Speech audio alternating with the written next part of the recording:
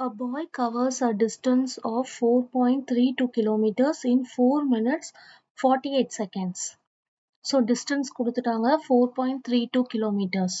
Time கொடுத்துட்டாங்க 4 minutes 48 seconds. Find the speed of the boy. So distance கொடுத்துருக்காங்க. So distance equal to 4.32 kilometers. So 4.32 kilometers. இதை வந்து நம்ம மீட்டர்ஸ்ல change பண்ணோம்னா into 1000 ஆல மல்டிப்ளை பண்ணணும்.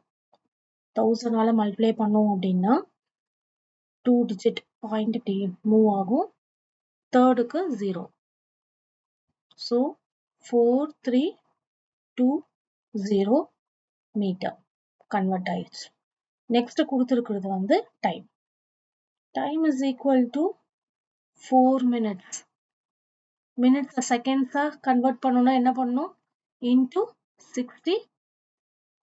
60 மல்டிப்ளை பண்ணும்போது செகண்ட்ஸாக கன்வெர்ட் ஆயிரும். 4 minutes 4 into 60. 6 4s are 24. 0 செகண்ட்ஸா convert ஆயிடும். பிளஸ் சம்ல எத்தனை செகண்ட்ஸ் கொடுத்துருக்காங்க? 48 செகண்ட்ஸ். 48 செகண்ட்ஸ். அப்போ டோட்டலா எத்தனை செகண்ட்ஸ் இருக்கு?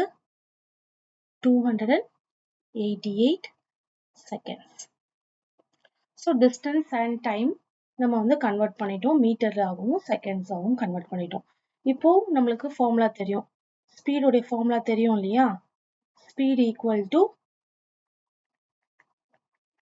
ஃபார்முலா வந்து distance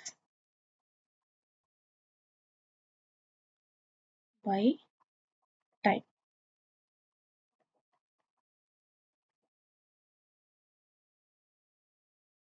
ஸோ டிஸ்டன்ஸ் வந்து ஆல்ரெடி கன்வெர்ட் பண்ணிட்டோம். நம்ம ஸ்டார்டிங்ல கன்வெர்ட் பண்ணதுனால இதுக்கு மேலே எந்த சேஞ்சஸும் பண்ண வேண்டாம். So 4320 metres divided by 288 seconds. 288 4320 cancel பண்ணா 15 டைம்ஸ் போகும். கரெக்டா 15 டைம்ஸ் வரும். டிவைட் பண்ணி பார்த்துக்கோங்க. 15 மீட்டர் பர் செகண்ட். இதுதான் ஸ்பீட்.